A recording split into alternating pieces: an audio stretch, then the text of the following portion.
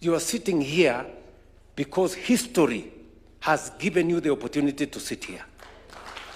And we must acquit ourselves. We must be the generation. We must be the leaders that finally made Kenya the Kenya we all want it to be.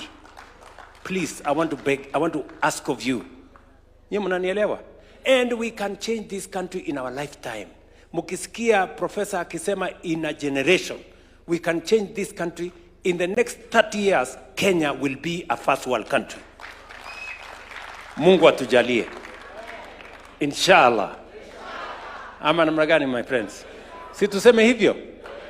And how are we going to do it? Already, I told you, we are going to find the resources. Today, as I talk to you, we have an opportunity to buy, as Kenyans, we have an opportunity to buy shares in Kenya Pipeline. Each and every one of us here, we have an opportunity to buy shares in Kenya Pipeline. Kenya Pipeline is not going to go away from Kenya. It's only that we will raise the money and let Kenyans own. It is part of democratizing ownership.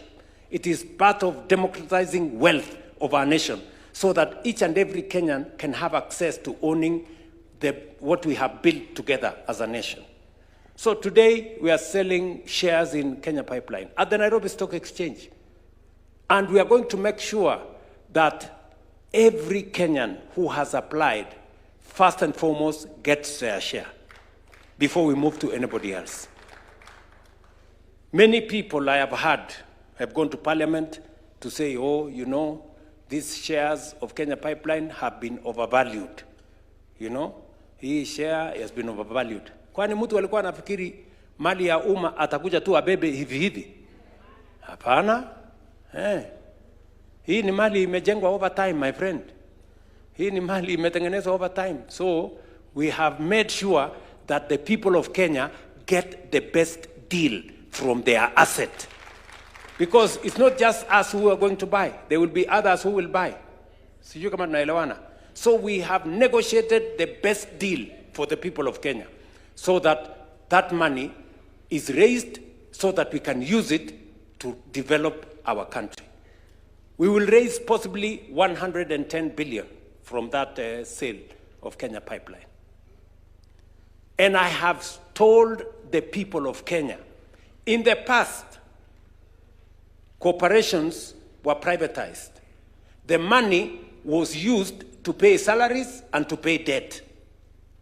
Let me say, for the avoidance of any doubt, the commitment I made to the people of Kenya, any money, proceeds of privatization from Kenya Pipeline, from Safaricom, or from any other entity will be used for only one purpose: to develop the infrastructure of Kenya.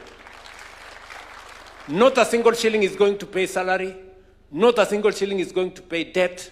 We are going to use that money to build additional wealth. We want, when we sell one piece of infrastructure, we develop 5 pieces of infrastructure, which can be sold later down the road. Mnaelewa? Yes, that's what we are going to do. And with what